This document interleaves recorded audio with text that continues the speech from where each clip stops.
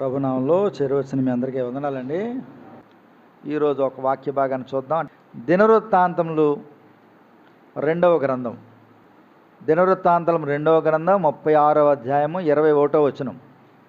యిర్మీయా ద్వారా పలుకబడిన యెహోవా మాట నెరవేరుటకై విశ్రాంతి దినములను దేశము అనుభవించు వరకు ఇది సంభవించెను.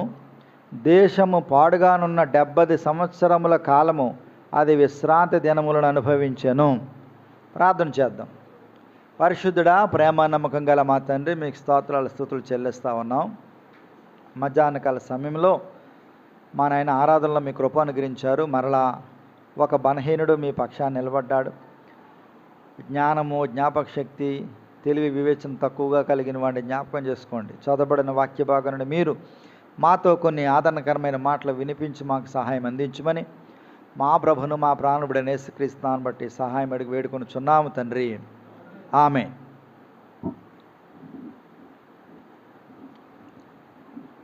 వాక్యం విందాం. 21వ వచనంలో యిర్మీయా ద్వారా పలకబడిన యెహోవా మాట నెరవేరుటకై విశ్రాంతి దినములను దేశము అనుభవించు వరకు ఇది సంభవించెను. దేశము పాడుగానున్న 70 సంవత్సరాల కాలము అది విశ్రాంతి దినములను అనుభవించను అనే మాట చూస్తున్నాం. యిర్మీయా ఏం పలికాడు? ఒకసారి మళ్ళీ యిర్మీయా గ్రంథానికి వెళ్దాం. 25వ అధ్యాయము, యిర్మీయా గ్రంథము 25వ అధ్యాయము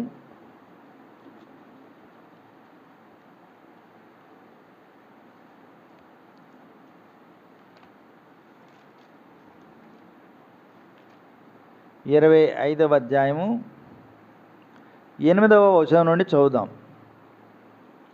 సైన్యములకు అధిపతిగా యెహోవా ఇలాగు సెలవిచ్చున్నాడు, మీరు నా మాటలను ఆలకింపకపోతిరి గనుక నేను ఉత్తర దేశంలోనున్న సర్వజనములను నా సేవకుడైన నెబుకద్రెజరును బబులోను రాజును పిలువనంపించుచున్నాను. ఈ దేశం మీదకిని దీని నివాసుల మీదకిని చుట్టూనున్న ఈ జనులందరి మీదకిని వారిని రప్పించుచున్నాను. ఈ జనులను శాపగ్రస్తులుగాను, విస్మయాస్పదముగాను, అపహాసాస్పదముగాను, ఎప్పటికీ పాడుగాను ఉండజేసేదను. సంతోషనాదము, ఉల్లాస శబ్దమును, పెండ్లి కుమారుని స్వరమును, పెండ్లి కుమార్తె స్వరమును, తెరగటి రాళ్ళ ధ్వనిని, దీపకాంతిని వారిలో ఉండకుండా చేసేదను. ఈ దేశమంతయు పాడుగాను నిర్జనముగాను ఉండును. ఈ జనులు 70 సంవత్సరములు బబులోను రాజునకు దాసులుగా ఉందురు. అది ఇప్పుడు సిద్కియా రాజును ఇత్తడి సంఖ్యలతో బంధించి ఆయన తీసుకెళ్ళిపోయాడు. అయితే తీసుకెళ్ళక ముందు యిర్మీయా చేత కొన్ని మాటలు దేవుడు హెచ్చరించాడు. ఏమని హెచ్చరించాడు? మీరు దేవుని మాట వినలేదు. ఎవరి మాట వినలేదండి? అంటే దేవుని సేవకుడు దేవుని పక్షాన వచ్చి చెప్పిన మాటలు, హెచ్చరించిన మాటలు, బోధించిన వాక్యాలు మీరు వినలేదు కాబట్టి ఇలా జరుగుద్ది ఫ్యూచర్లో అని చెప్పాడు. ఏం చెప్పాడు? నేను ఉత్తర దేశంలోనున్న సర్వజనములను నా సేవకుడైన నెబుకద్రెజరును బబులోను రాజును పిలవనంపించుచున్నాను. ఉత్తర దేశంలో ఉన్నటువంటి సర్వజనాన్ని వస్తారు. వాళ్ళు ఎప్పుడు ఈ దేశం చూడలేదు, ఈ దేశం మీదకి దండెత్తి రాలేదు. వాళ్ళ భయంకరమైన జనం. వాళ్ళ యుద్ధం చేయడం మొదలు పెడితే వాళ్ళ దగ్గర వాళ్ళ టెక్నాలజీ ముందు ఎవడు ఆగలేడు. అలాగే నా సేవకుడు నెబుకద్నెజరు అనేటువంటి రాజు నా సేవకుడు, అతనికి నేను ఆజ్ఞాపించాను కాబట్టి అతను ఇప్పుడు ఈ దేశం మీదకి వస్తాడు అని చెబుతున్నాడు. ఈ దేశం మీదకి దీని నివాసుల మీదకి చుట్టూనున్న ఈ జనులందరి మీదకి వారిని రప్పించున్నాను. ఈ జనులను శాపగ్రస్తులుగాను అన్నాడు. జనులను ఎలా చేస్తానంటాడండి? శాపగ్రస్తులుగా చేస్తానంటున్నాడు. అసలు ఇశ్రాయేలు ప్రజలంటే ఎవరో? ఆశీర్వాదకర్తలు, వాగ్దాన పుత్రులు. కనాన దేశం వీళ్ళకి, కేజీ టమాటా వీరిది, ఏమండి ఒక మొయ్యలేని ద్రాక్ష గెల వీరిది. అసలు ఏదో పెట్టని పొయ్యిలాగా, వండని కుండలాగా చక్కగా కడుపు నిండా భోజనం చేసే ఆహార పదార్థాలు వారివి. చక్కని లోయలు, సస్యశ్యామలాలు, పచ్చదనం అంతా వీరిది, రొట్టెల గృహం వీరిది, ఆశీర్వాదం అంటేనే వీరు ప్రపంచానికి. అలాంటిది వీళ్ళని ఎలా చేస్తాను అన్నాడండి? శాపగ్రస్తులుగా చేస్తాను అన్నాడు. ఇంకేమన్నాడు చూడండి, అపహాస్యాస్పదముగాను విస్మయాస్పదముగాను అపహాస్యాస్పదముగాను అన్నాడు. విస్మయాస్పదం అంటే ఏంటి? అవురా నోటి మీద వేలేసుకుంటారన్నమాట. వీళ్ళ ఒకప్పుడు దేవుని బిడ్డలు, వీళ్ళ ఒకప్పుడు ఆశీర్వదించబడిన వారు, వీరా ఒకటి ద్వారా అనేక మందిని జయించిన వారు, వీళ్ళు లోబడిపోయిరా, వీళ్ళు శ్రమల పాలవుతున్నారా, వీరికి సరైన బట్టలు లేవా, వీళ్ళకి సరైన ఆహారం లేదా, వీళ్ళు ఒకరికి దాసులా అని విస్మయం కలుగుతుంది అన్నమాట. దావీదు మహారాజు ఉండగా రాజ్యము శోభిల్లిపోయింది. సొలొమోను మహారాజు ఉండగా దేశం ఎంతో శాంతిగా నెమ్మదిగా ఉంది.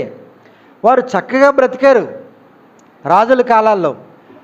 అనేక దేశాలకు పేరెళ్ళిపోయాడు సొలొమోను రాజు. అనేక దేశం నుంచి వచ్చిన ప్రజలు ఆ దేశం వచ్చి అసలు సొలొమోను కట్టించిన మందిరాన్ని చూసి ఆశ్చర్యపోయారు.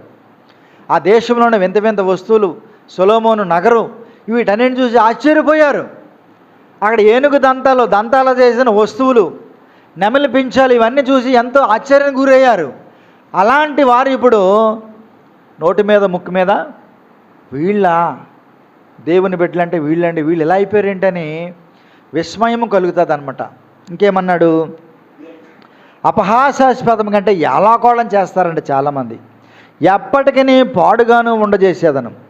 సంతోష నాదమును ఉల్లాస శబ్దమును ఏమైనా పడుతుందండి అక్కడ? సంతోషనాదం అంటే అందంగా పాటలు పాడుకోవడానికి ఉండదు. ఏమన్నాడు చూడండి, సంతోషనాదము ఉల్లాస శబ్దమును. ఇంకేమన్నాడు? పెండ్లి కుమారుని స్వరమును పెండ్లి కుమార్తె స్వరమును అవి కూడా వినపడవంట. అంటే పెళ్ళిళ్ళు సంతోషంగా పెళ్లి చేసుకుంటూ ఉండదు. అర్థమైందా? వివాహం చేసుకోవడానికి ఉండదు, రాజు అనుమతి ఉండదు. అలాంటి ఆ కాలాలు వస్తాయి. ఇప్పుడు వీళ్ళు బానిసలుగా వెళ్ళినప్పుడు ఓ ప్రకటన చేశాడు అహశ్వరోషు. ఏం ప్రకటన చేశాడు? దేశంలో ఉన్న యవన కన్యకలందరూ ఎక్కడికి రావాలి? రాజనగర్కి రావాలి. ఎందుకని? వస్తీ పొరపాటు చేసింది. చెరల ఉన్నప్పుడే కదా జరిగింది. కాబట్టి మీరు వివాహం చేసుకోవడానికి వీళ్ళే, మీరు ఎక్కడికి రావాలి? రాజనగర్కి వచ్చేయాలి, అంతఃపురంకి రావాలి. యవన కన్యకలందరూ మిమ్మల్ని ఏం చేస్తారో, మీ దగ్గర షండులు ఉంటారు, నపుంసకులు ఉంటారు, వాళ్ళు మిమ్మల్ని తయారు చేస్తారు. నువ్వు ఏ కొప్పు పెట్టుకోవాలో, ఏ పువ్వులు పెట్టుకోవాలో, ఏ చీర కట్టుకోవాలో, ఏ బట్టలు వేసుకోవాలో, ఏ నగలు పెట్టుకోవాలో నేను తయారు చేస్తాడు. నువ్వు రాజుగారికి నచ్చావనుకో, రాజుగారు రాణిగా ఎన్నుకుంటారు. రాజుగారికి నచ్చలేదనుకో, ఇంటికి వెళ్ళిపోయి కిరాణా కొట్టి ఎట్టుకుంటానంటే కుదరదు. రాజుగా ఉపపత్నిగా నువ్వు జీవితాంతం ఉండిపోవలసిందే. ఇంక పెళ్ళి లేదు వారికి. అర్థమవుతుంది కదండి? అక్కడ పెళ్లి పాటలు లేవు అంటే ఏంటి అర్థం? ఏంటి? పురుషులకు కూడా పెళ్లి పాటలు లేవంటే దాని అర్థం ఏంటి తెలుసా? దానియేలు, హనన్య, అజర్య, మిషాయేలు వీళ్ళని నపుంసకులుగా చేశారండి. ఇశ్రాయేలు దేశము నుంచి తీసుకెళ్ళబడిన వారు. ఇంకో చోట ఏమని రాశాడు? వాళ్ళని ఎత్తుకెళ్ళిపోయారని రాశాడు. అక్కడ ఏమని రాశాడండి? వాళ్ళని ఆ రీతిగా ఎత్తుకెళ్ళిపోయారంట. కాబట్టి యవనస్తులు వాళ్ళకి పెళ్ళిళ్ళు లేవు.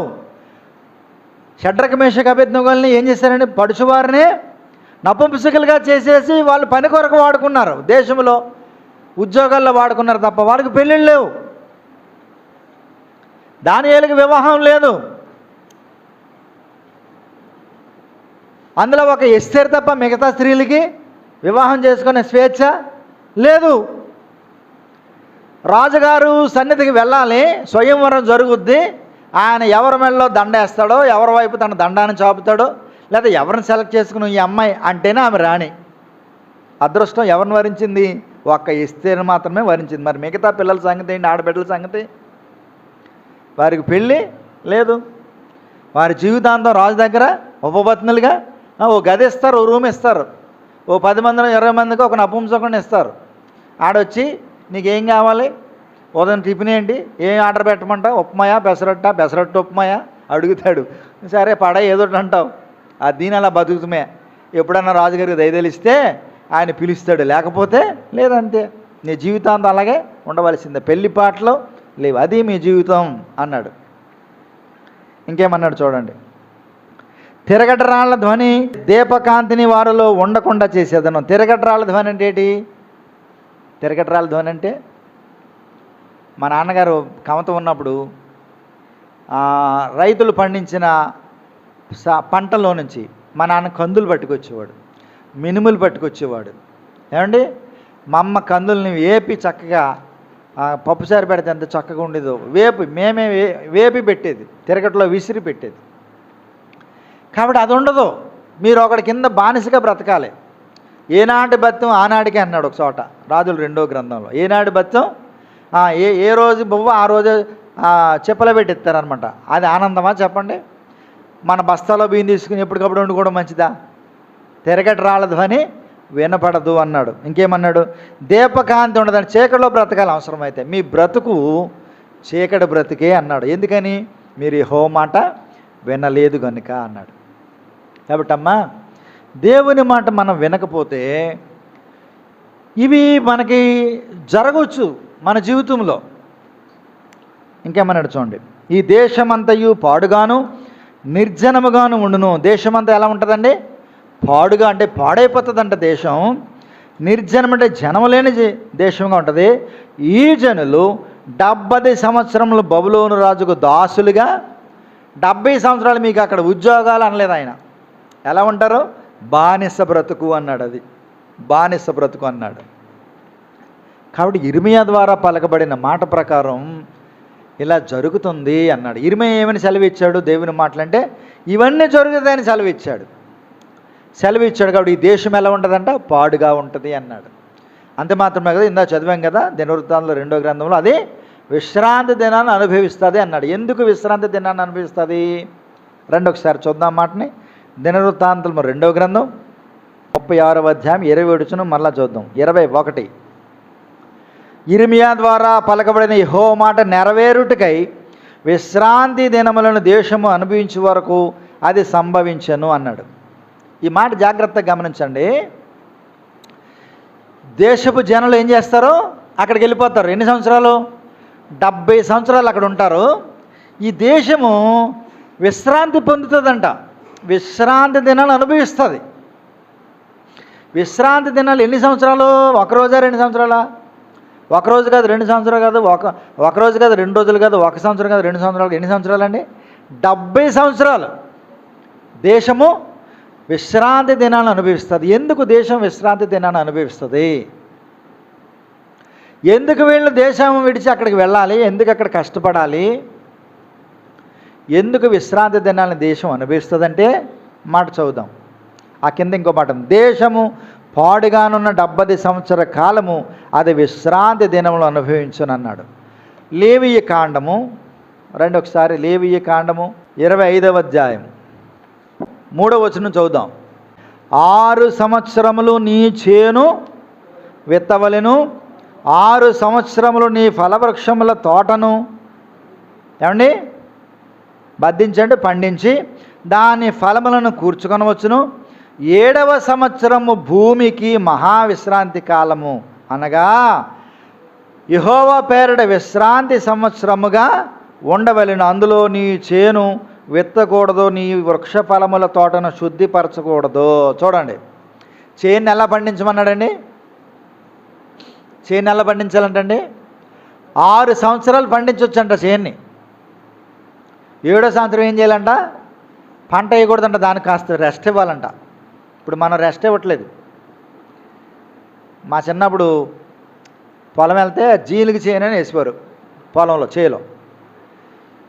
ఇది చేను ఏంటని అడిగేవాడిని. అడిగితే ఈ చేను ఏం కాదు, ఇది ఏం కాయలు కాస్తుంది అనివ్వండి. అది ఏం కాయలు కాయదు, దాన్ని మరలా అదే చేనులో ట్రాక్టర్ తోటి తొక్కించి దాన్ని అదే చేనులో పాతి పెట్టేస్తారు, ఏ పంట వేయరని చెప్పాడు.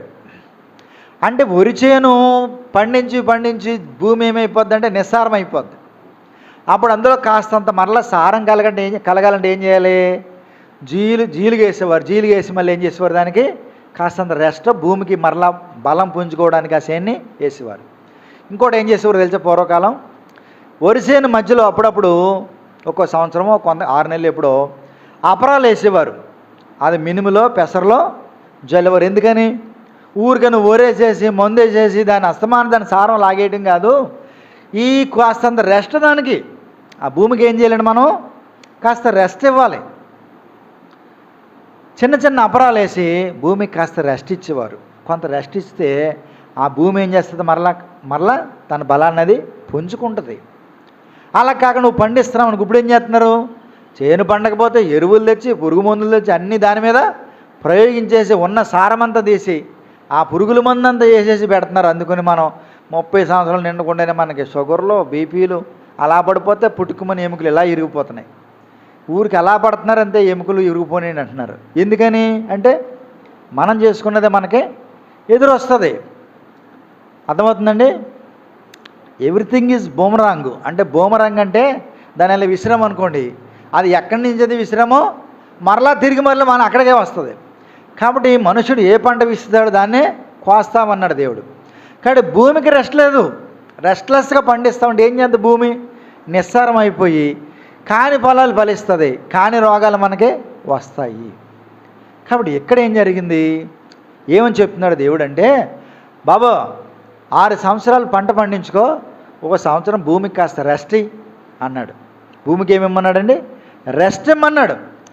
మరి ఎందుకని 70 సంవత్సరాలు అది విశ్రాంతి దినాలు అనిపిస్తుందండి. వీళ్ళు ఏం చేశారంటే భూమికి అసలు రెస్ట్ అన్నదే ఇవ్వలేదన్నమాట. ఎందుకని, వీళ్ళు చేసిన పాడు పని వల్ల దేశంలో కరువు అధికంగా వస్తే పంట ఎలా పండించాలో ఇంతమంది జనాంగానికి అని వాళ్ళు ఇష్టం వచ్చినట్టు పండించేవారు. భూమికి రెస్ట్ అనేది లేదనమాట. చదువుదాం చూడండి, అక్కడ లేవీకాండం 25:3 మళ్ళా చదువుదాం. 6 సంవత్సరంలో నీ చేను విత్తవలెను, 6 సంవత్సరంలో నీ ఫలవృక్షముల తోటను వర్ధించి దాని ఫలములను కూర్చుకొనవచ్చును. 7వ సంవత్సరము భూమికి మహా విశ్రాంతి కాలము, అనగా యెహోవా పేరట విశ్రాంతి సంవత్సరముగా ఉండవలెను. అందులో నీ చేను విత్తకూడదు, నీ ఫలవృక్షము తోటను శుద్ధిపరచకూడదు అన్నాడు. నీ కారు చేల పంటను కోసుకొనకూడదు, శుద్ధిపరచి నీ వృక్షములను ఏరుకొనకూడదు, అది భూమికి విశ్రాంతి సంవత్సరం అన్నాడు. కిందకి రండి, 10వ వచనం చూడండి, లేదా 8వ వచనం. మరియు 7 విశ్రాంతి సంవత్సరములను, అనగా 7 ఏండ్లు గల సంవత్సరమును రెక్కింపవలెను. ఆ 7 విశ్రాంతి సంవత్సరముల కాలము 49 సంవత్సరములగును.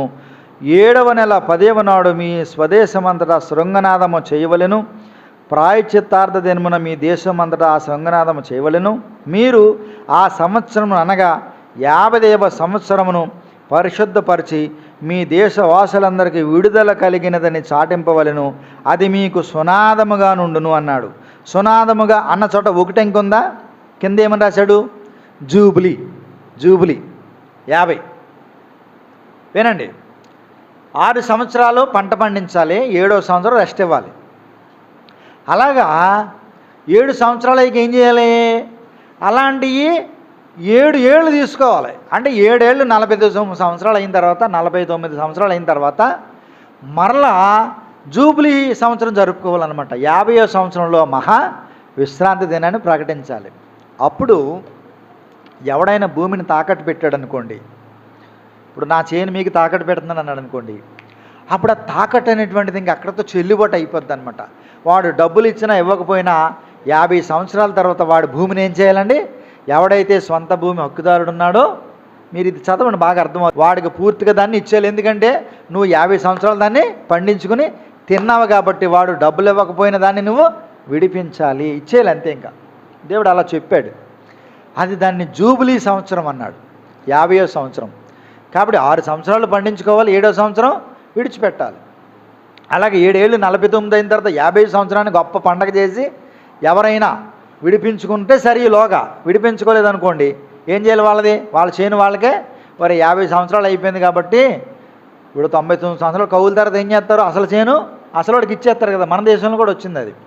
అలాగే 49 సంవత్సరాల తర్వాత 50 సంవత్సరాలు ఒక పండగ చేసి ఏం చేయాలి, మరి బాబు ఇప్పుడు వరకు నీ చేను పండించుకున్నాం కాబట్టి ఇప్పుడు నీ చేను నువ్వు తీసుకుని సంతోషంగా అప్పచెప్పాలి. మనమైతే ఏమో 50 సంవత్సరాలు అయిపోయినా కానీ ఇది నాదే, ఇది మొత్తానికి నాదంటాం మనం, ఇంక డబ్బులు ఇంక నోటు చెల్లదంటాం మనం. అయితే దేవుని వాక్యం ఏం చెప్తుందంటే 50 సంవత్సరం 49 సంవత్సరాలు అయిన తర్వాత 50 సంవత్సరంలో వాడికి ఊరికనే ఇచ్చేయాలని చెప్పాడు. ఇదంతా సరే.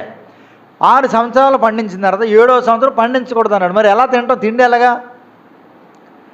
6 సంవత్సరాలు పండించి 7వ సంవత్సరం ఎలా తింటాం మనం, అక్కడ రాశాడు చూడండి, శ్రేష్టమైన మాట రాశాడు చూడండి, 27వ వచనం. అయితే నేను 6వ ఏట నా దీవెన మీకు కలుగునట్లు ఆజ్ఞాపించేదను, అది 3 ఏండ్లు పంటను మీకు కలుగు చేయను.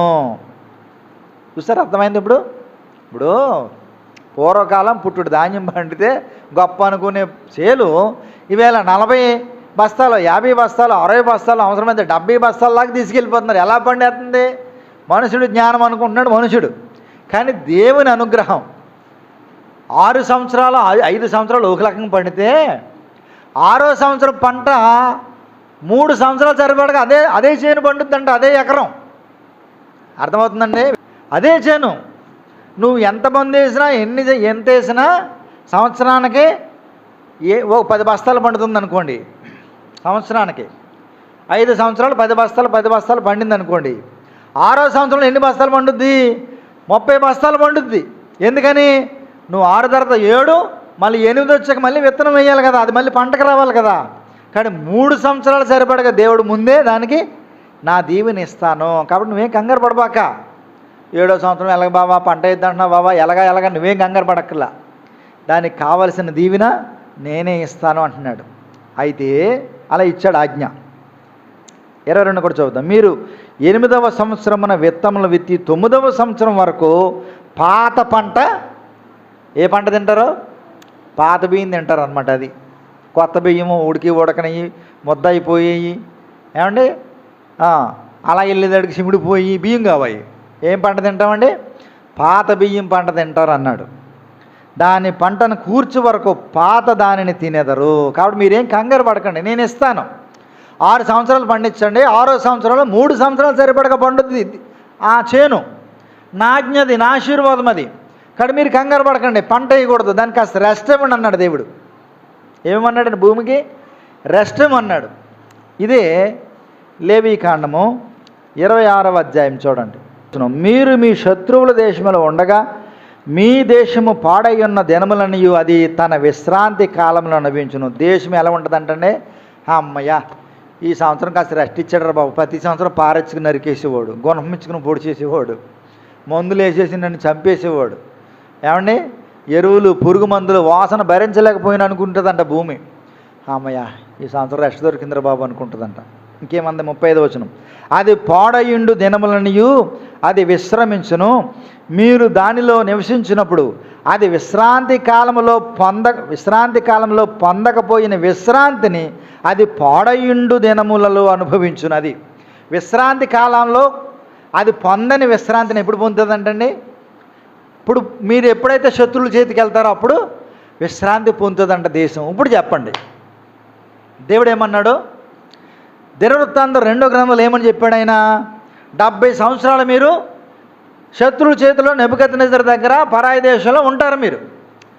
ఆ దినములు గడిచే వరకు భూమి ఎలా ఉంటుందండి? విశ్రాంతి కాలాన్ని అనుభవిస్తుంది అన్నాడు. భూమి ఏమనుకుంటుందంట? అమ్మయ్య నాకు విశ్రాంతి లేకుండా చేశాడు కాబట్టి ఈ పాడుగానున్న దేశం ఈ కాలాల్లో, లేదా వీళ్ళు అక్కడ ఉన్నారు కాబట్టి నేను కాస్తంత రెస్ట్లో ఉంటాను అనుకుంటుందంట భూమి.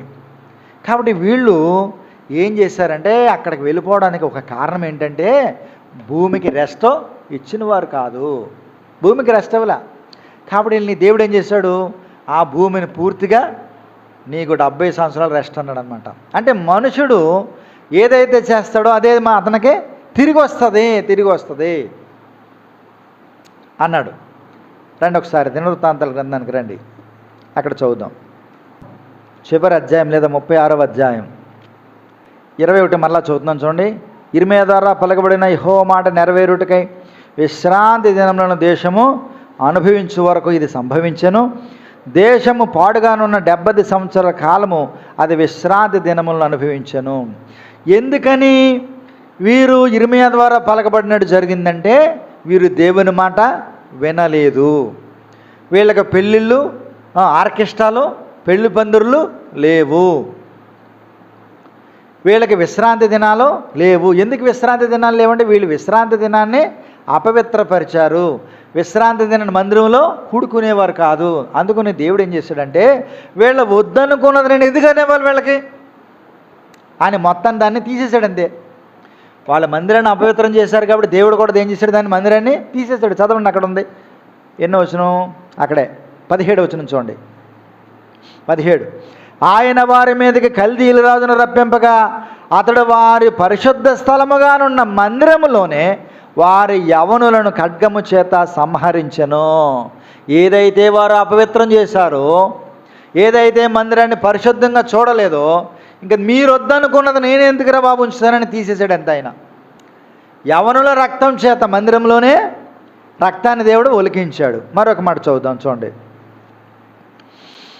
18వ వచనం. బబులోను రాజు పెద్దవేమి చిన్నవేమి దేవుని మందిరపు ఉపకరణములన్నిటినీ, యెహోవా మందిరపు నిధిలోనిదేమి, రాజు నిధిలోనిదేమి, అధిపతుల నిధిలోనిదేమి దొరికిన ద్రవ్యమంతయు బబులోనునకు తీసుకొని పోయెను.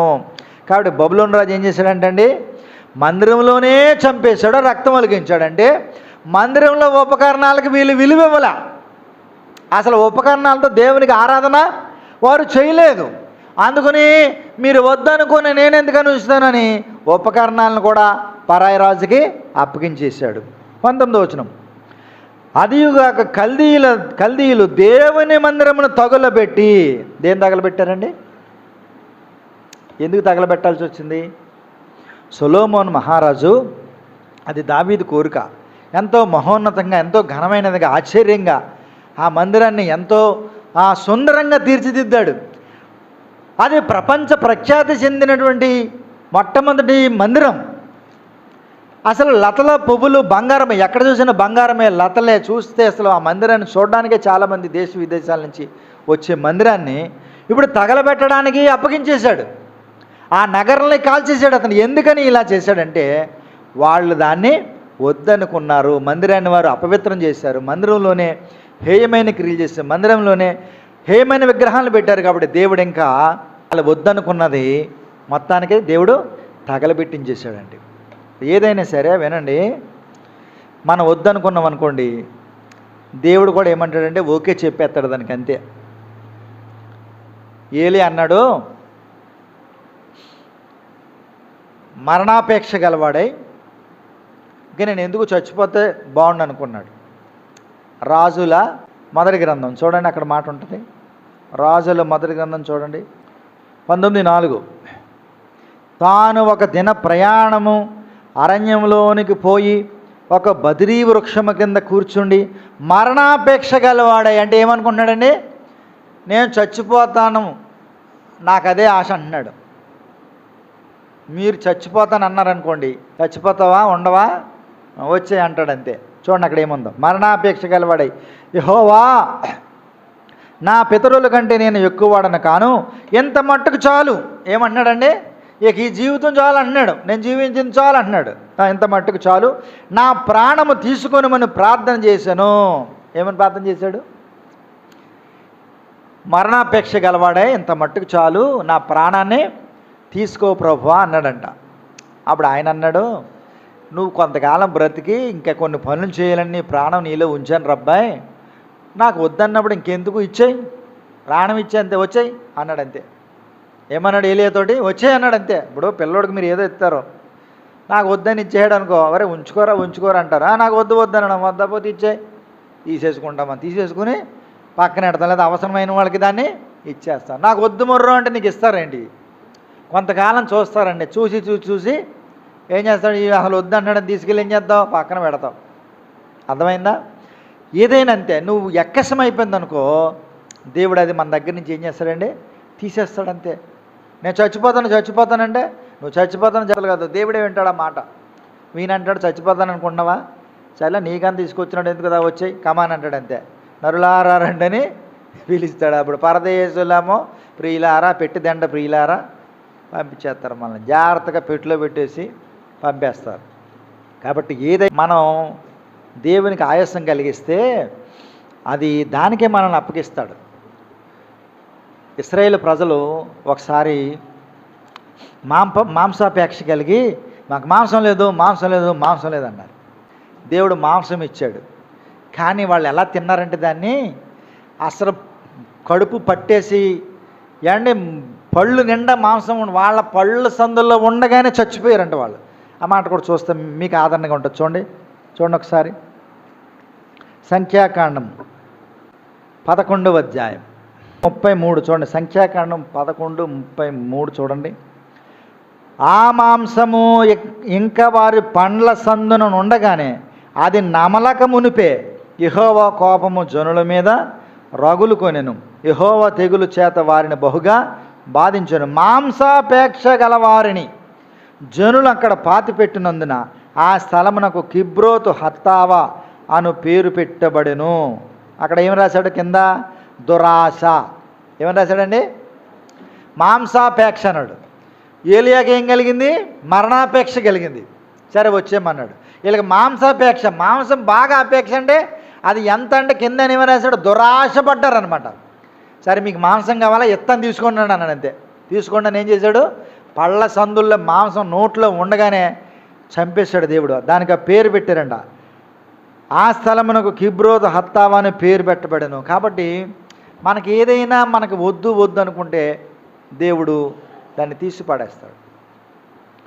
వీళ్ళు దేవుని మందిరంలో విగ్రహాలు పెట్టి, దేవుని మందిరంలో హేయమైన విగ్రహాలు పెట్టారు కాబట్టి బాబోయ్ మాకు విగ్రహాలు వద్దు అనేదాకా దేవుడు విగ్రహారాధన వైపు నడిపించాడు. ఎలా నడిపించాడంటే వీళ్ళని ఇక్కడి నుంచి జనులు తీసుకెళ్ళిపోయారా? ఎక్కడ తీసుకెళ్ళిపోయారు? బబులోను తీసుకెళ్ళిపోయారు. బబులోన్లో వెళ్తే బబులోన్లో ఊరుకున్నాడా? ఆయన ఏం చేశాడు? దానియేలు గ్రంథం 3వ అధ్యాయంలో దోరాయన మైదానంలో దూరాన పెద్ద విగ్రహాన్ని పెట్టించాడు. ఇశ్రాయేలు దేశంలో చూడనంత విగ్రహాన్ని పెట్టించాడు అక్కడ. చూడండి దానియేలు గ్రంథం 3వ అధ్యాయం మొదటి నుంచి చదువుదాం. రాజగు నెబుకద్నెజరు బంగారు ప్రతిమ ఒకటి చేయించి బబులోను దేశంలోని దోరాయని మైదానంలో దాన్ని నిలబెట్టించెను. అది 60 మూరల ఎత్తును 6 మూరల వెడల్పును అయి ఉండెను. రాజగ నెబుకద్నెజరు అధిపతులను, సేనాధిపతులను, సంస్థానాధిపతులను, మంత్రులను, ఖజానాదారులను, ధర్మశాస్త్ర విధాయకులను, న్యాయాధిపతులను, సంస్థానములలో ఆధిక్యము వహించిన వారందరిని సమకూర్చుటకును రాజగ నెబుకద్నెజరు నిలువబెట్టించిన ప్రతిమ యొక్క ప్రతిష్టకును రప్పించుటకును దూతలను పంపించగా ఆధిపతులను, సేనాధిపతులను, సంస్థానాధిపతులను, మంత్రులను, ఖజానాదారులను, ధర్మశాస్త్ర విధాయకులను. చాలా మాటలు ఉన్నాయి. 4వ వచనం చదువుదాం. ఇట్లుండగా ఒక దూత చాటించినది ఏమనగా, అంటే చాటింపేశారు, టముకేశారు అనమాట. జనులారా, దేశస్థులారా, ఆయా భాషలు మాట్లాడేవారులారా, మీకు ఆజ్ఞ ఇచ్చుచున్నాను. ఏమనగా బాకా, పిల్లంగ్రోవి, పెద్ద వీణ, సంపోనియా, వీణ, విపంచక సకల విధములకు వాద్యములను మీరు వినబడినప్పుడు రాజగ నెబుకద్నెజరు నిలబెట్టించిన బంగారు ప్రతిమ ఎదుట సాగిలపడి నమస్కరించుడి.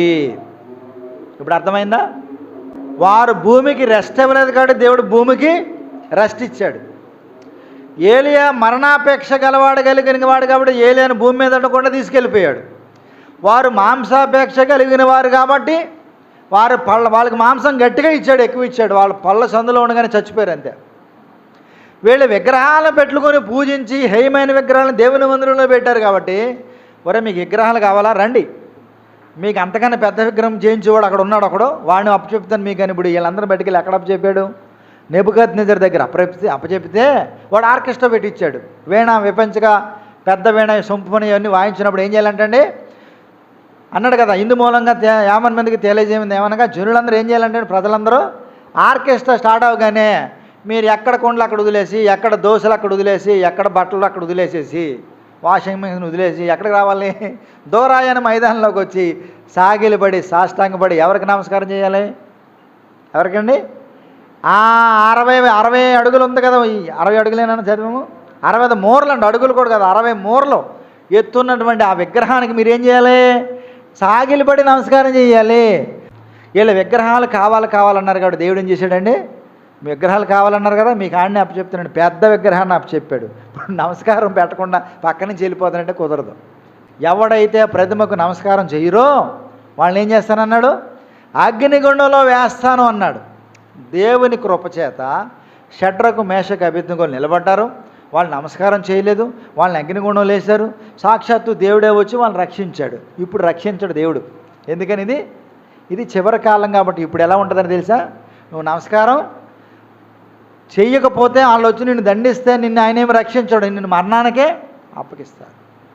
కాబట్టి అమ్మా, ఏదైతే మనము కోరుకుంటామో దేవునికి గనక విసుకొస్తే ఇక దేవుడు దానికి అప్పగిచ్చేస్తాడు. అందుకని రోమీలు రాసిన పత్రికలో ఒక మాట జ్ఞాపకం చేశాను, భ్రష్ట మనస్సుకు వారిని అప్పగించాడు. ఎందుకని?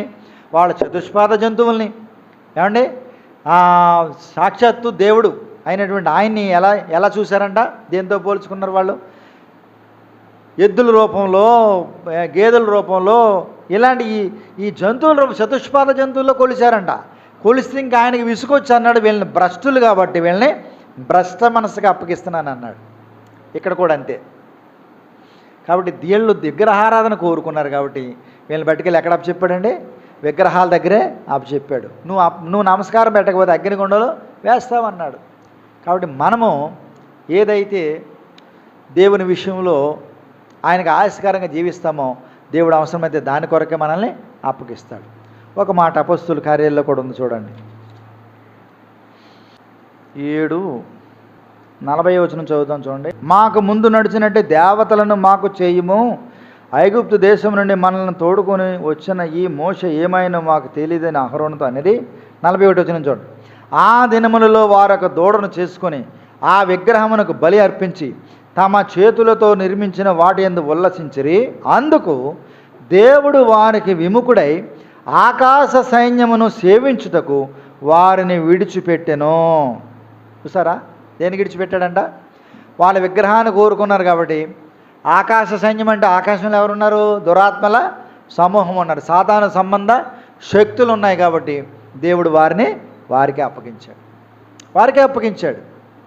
కాబట్టి దేవుడు ఆ 70 సంవత్సరాలు ఆ భూమిని విశ్రాంతికి అప్పగించాడు. అంటే నెమ్మది కలగడానికి అప్పగించాడు. ఎందు చేతనంటే ఆ భూమికి వారు విశ్రాంతి కలగనివ్వలేదు.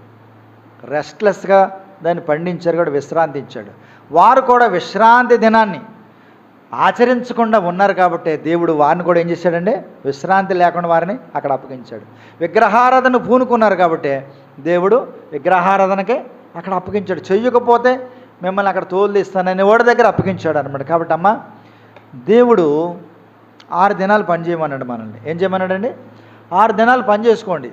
నువ్వు కనుక 6 దినాలు పనిచేసి 7వ దినం కూడా దేవునికి కనుక ప్రాముఖ్యత ఇవ్వకుండా నువ్వు 7వ దినాన్ని కూడా రెస్ట్లెస్గా ఉన్నావనుకో, నీకు దేవుడు రెస్ట్ లేకుండా చేస్తాడంతే. నీకు దేవుడు ఇంకా ఆయనకి విసుకొస్తుంది, ఇంకా దేవుడు నిన్ను అలా అప్పగిస్తాడంతే. కాబట్టి దేవుడు ఆదిలో సృష్టిని చేసినప్పుడు 6 దినాలు పనిచేసి అన్నాడు, 7వ దినాన్ని నేను విశ్రమిస్తున్నాను, అది నాకు పరిశుద్ధ దినము. లేవీకాండలు మరో చోట అది పరిశుద్ధ సంఘపు దినం అన్నాడు. ఏమన్నాడండి? పరిశుద్ధ సంఘపు దినము. అది నాకు ప్రతిష్ఠితమైన దినం, అంటే ప్రత్యేక దినం. మీరు దాన్ని అలా ఆచరించండి. యెషయా గ్రంథంలో అన్నాడు, అది ఘనమైందిగా ఎంచమన్నాడు. విశ్రాంతి దినాన్ని ఎలా ఎంచమన్నాడండి? ఘనమైందిగా ఎంచమన్నాడు. ఆ రోజున మీరు వ్యాపారం చేయకూడదన్నాడు. అసలు ఇతర వార్తలు కానీ లోక వార్తలు కానీ చెప్పుకోకూడదు అన్నాడు. కాబట్టి దేవునికి అప్పగించలేదనుకోండి, ఆశ్రయించలేదనుకోండి, మనల్ని దేవుడు ఏం చేస్తాడంటే రెస్ట్లెస్గా ఉండడానికి అప్పగించేస్తాడు. దీన్ని ఘనమైనదిగా ఎంచాలి. 6 దినాలు పనిచేసుకో, 7వ దినాన్ని నీకు దేవుడు ఇచ్చాడు, దాన్ని ఘనంగా ఆచరించు. అది పరిశుద్ధ దినం, అది ప్రతిష్ఠిత దినం అని ఎంచుకోవాలి. ఇశ్రాయేల్ ప్రజలు 6 దినాలు అరణ్యంలో ప్రయాణం చేసిన తర్వాత 7వ దినాన్ని వాళ్ళు పరిశుద్ధ సంఘంగా కూడుకునేవారు, ఆచరించేవారు. 6 దినాలు మన్నా కురిసేది, 7వ దినాన్ని 2 రోజులు సరిపడగా కురిసేది. 7వ దినాన్ని వాళ్ళు ఏమో కూర్చుకోక్కర్లా, ముందు రోజు కూర్చేసుకొని ఉంచితే అది పాడవకుండా ఉండేది. వారు ఏమి కష్టపడక్కర్లేకుండా, ఏరుకోక్కర్లేకుండా 7వ దినాన్ని కూడా దేవుడే సమృద్ధికి ఇచ్చేవాడు. దేవుడు అలాగ ఇస్తాడండి. మనం 7వ రోజున కూడా మనం పనులుగా అటు వెళ్ళిపోయామనుకోండి, దేవుడు అది తీసివేస్తాడు. వాళ్ళంటే ఎక్కువ కూర్చుకునేవారు ఎక్కువ కూర్చుకునేవాడికి ఎక్కువ ఉండేది కదంట, తక్కువ కూర్చుకునేవాడికి తక్కువ ఉండేది కదా. నువ్వు విశ్రాంతి దినాన్ని లేదా ఆదివారం నాడు వెళ్ళి పనికి వెళ్ళి ఏదైనా సంపాదిద్దామంటే అది ఉండనే నీకు అప్పుడు కనపడదు డబ్బులు, అంతే. తర్వాత ఉండవు. ఆ మాట మీకు చూపిస్తుంది. నిర్గమకాండం 16వ అధ్యాయం 17వ చదువుదాం చూడండి. 17 ఇశ్రాయేలీయులు అట్లు చేయగా కొందరు హెచ్చుగాను కొందరు తక్కువగాను కూర్చుకొనిరి. వారు ఓమెరతో కొలిచినప్పుడు హెచ్చుగా కూర్చుకునే వారికి ఎక్కువ మిగలలేదు, తక్కువగా కూర్చుకునే వారికి తక్కువ కాలేదు. వారు తమ ఇంటి వారు భోజనములకు సరిగా కూర్చుకొని ఉండిరి. ఇప్పుడు మనిషికి వచ్చే చైర్ అన్నారనుకోండి, కొంచెం అన్నాడు పోని. ఒకడు ఏం చేశాడంటే కొంచెంలో తక్కువ పట్టుకెళ్ళాడంట మా అన్నాను. ఒకడు కొంచానికంటే ఎక్కువ పట్టుకెళ్ళాడంట. కొంచెం పట్టుకుని వెళ్ళి లేదా ఒళ్ళో పట్టుకెళ్ళాడో షర్ట్లో పట్టుకెళ్ళాడో ఎక్కువ పట్టుకెళ్ళాడంట. తెల్లారి చూసేవాడికి తక్కువ పట్టుకెళ్ళినోడు తక్కువ లేదంట, ఎక్కువ పట్టుకెళ్ళినోడికి ఎక్కువ లేదంట, సమానంగానే ఉందంట. కాబట్టి మనం ఏమనుకుంటామంటే ఈ శనివారం ఈ పని దొరికింది కదా, ఈ పూటకెళ్ళి వచ్చేద్దాం, లేకపోతే ఈ ఆదివారం ఈ పని చేసుకుందాం, ఈ పని అయిపోయాక చూద్దాం, ఈ మళ్ళీ వారం వెళ్దామని అనుకుంటాం మనం. కానీ మనం ఎక్కువ సంపాదించినా అది ఎక్కువ ఉండదంట, తక్కువ కూర్చుకున్నాడు తక్కువ కూడా ఉండదు. దేవుని ఆశీర్వాదం అలా ఉంటుంది. మరొక వచనం చూద్దాం, చూడండి 29వ వచనం చూడండి. చూడుడి, నిశ్చయముగా యెహోవా ఈ విశ్రాంతి దినమును ఆచరించుటకు సెలవిచ్చును కనుక 6వ దినమున 2 దినముల ఆహారము మీకు అనుగ్రహించుచున్నాడు. అంటే 2 రోజులు సరిపడగా దేవుడు ఏం చేస్తున్నాడండి, మనకు అనుగ్రహిస్తాడండి. మన విశ్రాంతి దినాన్ని దేవునికి కేటాయిస్తే దానికి ఇవ్వాల్సింది దేవుడు మనకి ఇస్తాడు. కానీ ఒక్క పూట కోసం లేదా ఒక్క పూట కోసం దేవుని సన్నిధిని కానీ విశ్రాంతి దినాన్ని కానీ మనం మరి అపవిత్రపరిచాం అనుకోండి, దేవుడు దానికి శిక్ష విధిస్తాడు. పాత నిబంధనలు అయితే ఒకడు పొలలు ఏరుకుంటకి వెళ్ళాడంట, మీ పొయ్యిలో అగ్ని కూడా రాజు పెట్టకూడదు అన్నాడు. ఒకడు పొలలు ఏరుకుంటకి వెళ్తే ఆడికి మరణశిక్ష విధించారు. మరి క్రొత్త నిబంధనలు అలాంటి శిక్షలు లేవు కాబట్టి మన ఇష్టమైనట్టు చేస్తున్నాం. ఒకసారి వాన మానేస్తాం, రెగ్యులారిటీ ఉండదు మనకి. కాబట్టి ఎప్పుడు మానకూడదండి దేవుని సన్నిధిని, ఒక్క అనారోగ్య విషయంలో తప్ప, అత్యవసరం అయితే తప్ప. అత్యవసరం అంటే ఎవరైనా చచ్చిపోతే తప్పదు వెళ్ళాలి. మనకు బాగా లేవలేని స్థితిలో అనారోగ్యం ఉంది, అప్పుడు పర్లా, దేవుడు దాన్ని ఉపేక్షిస్తాడు. పని కల్పించుకుని పని అవ్వలేదని పని ఉండి కనుక అలా మనం చేస్తే అది ఎక్కువ కాలేదు, ఆ శ్రమ నీకు అలాగే మిగిలితే దేవుడు ఆ శ్రమే ఉంచుతాడు అనమాట. కాబట్టి దేవుని విశ్రాంతి దినమండి, అది ప్రత్యేకమైంది, అది ప్రతిష్ఠిత దినము, అది మనోహరమైంది, అది ఘనమైంది. ఘనమైన దాన్ని మనం ఎలా ఆచరించాలి? ఘనంగానే ఆచరించాలి. ఘనంగా నిన్నటి నుంచి సిద్ధపడాలండి. శనివారం వస్తుందంటేనే ఒక పండగలా ఉండాలి. నిన్నటి నుంచి తలస్నానం చేయాలా, మంచి బట్టలు సిద్ధం చేసుకోవాలా, అంటే ఆ బట్టలు ఈ బట్టలు అని చెప్పను, కానీ మీ మనసుకి ఎలా తోస్తుందో దేవుణ్ణి ఆరాధించేటప్పుడు ఏ బట్టలు అయితే ఇతరులకు కానీ దేవునికి కానీ అభ్యంతరం లేకుండా ఉంటాయో ఆ బట్టలతోనే రావాలి. మనం ఆరాధనలో ఎలాంటి బట్టలు అంగీకారము, ఆరాధనలో కూర్చున్నప్పుడు లేచినప్పుడు పురుషులైనా మగవాళ్ళైనా స్త్రీలను ఎవరైనా సరే వెనక వారికి లేదా కూర్చున్న వారికి అభ్యంతరం కలిగేటువంటి బట్టలు వేసుకోకూడదు. అవి ముందుగానే సిద్ధపడి ఏ బట్టలు అయితే నువ్వు బయటికి వెళ్ళినప్పుడు వేసుకో, కొంత పర్లేదు, దానికి ఎగ్జామ్షన్ ఉంటుంది. కానీ దేవుని సన్నిధిలో ఆరాధించడానికి వచ్చినప్పుడు ఏ బట్టలు అయితే దేవుడికి అంగీకారంగా ఉంటాయో వాటితోనే రావాలి. మోషేకు అహరోనుకి చెప్పినప్పుడు దేవుడు అన్నాడు, నువ్వు పరిశుద్ధ స్థలంలోనికి అతి పరిశుద్ధ స్థలంలోకి వెళ్ళినప్పుడు మంచి బట్టలు వేసుకుని వెళ్ళాలి, నార బట్టలు వేసుకుని వెళ్ళు, జాగ్రత్త, బట్టల విషయంలో కూడా నువ్వు జాగ్రత్తగా ఉండన్నాడు. కాబట్టి చక్కగా దేవుని ఆరాధించండి. వీలైతే లైట్ కలర్స్ ఎదటోళ్ళని ఆకర్షించేలాగా జిగ్గుజిగ్గీలమనేలా కాకుండా లైట్ కలర్స్, లేత రంగులు, మంచి ఎదట వాళ్ళని ఇంప్రెస్ చేసే వద్దు, ఇక్కడ దేవుణ్ణి ఇంప్రెస్ చేయాలి మనం. మంచి చీర కట్టుకోండి, చక్కగా లేత వర్ణం కట్టుకోండి, సింపుల్గా రండి. దేవుణ్ణి ఆరాధించడం, దేవునికే ప్రాముఖ్యత ఇవ్వాలి. అర్థమైందా? విశ్రాంతి దినము చాలా ప్రత్యేకమైంది, అవి ముందుగానే సిద్ధపడాలి. ఇది దేవుని సన్నిధి, ఇక్కడ దేవునికి తప్ప మరి దేనికి ప్రాముఖ్యత లేదు. దేవుని ఇంప్రెస్ చేద్దాం. కాబట్టి ఇక్కడ దేవుని వాక్యం ఏం చెప్తుందంటే, ఏదైతే మనం ఆ దేవునికి ఆయాసకరంగా ఉంటామో దేవుడు దానికి అప్పగిస్తాడు. దేవుణ్ణి మనల్ని వాళ్ళ విగ్రహాలకి విగ్రహాలు కోరుకున్నారు. ఎవరే విగ్రహం కావాలి కాబట్టి మీరు విగ్రహాలకి దండం పెట్టండి, దండం పెట్టకపోతే కొడతో కొట్టేవాడిని మీకు అప్పగిస్తానన్నాడు. కాబట్టి దేవుని ఆ సన్నిధిలో దేవునికి ఇచ్చే ప్రాముఖ్యత ఇవ్వాలి.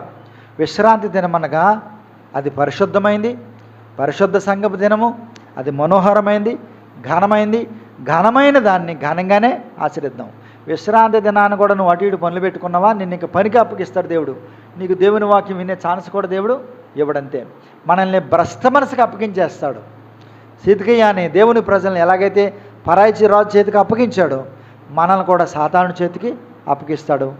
అలా ఉండకుండా దేవునికి మనం అప్పగించుకుందాం. దేవుడు తన మాటలు మన కొరకు దీవించుగాక. ఆమేన్. వందనాలండి.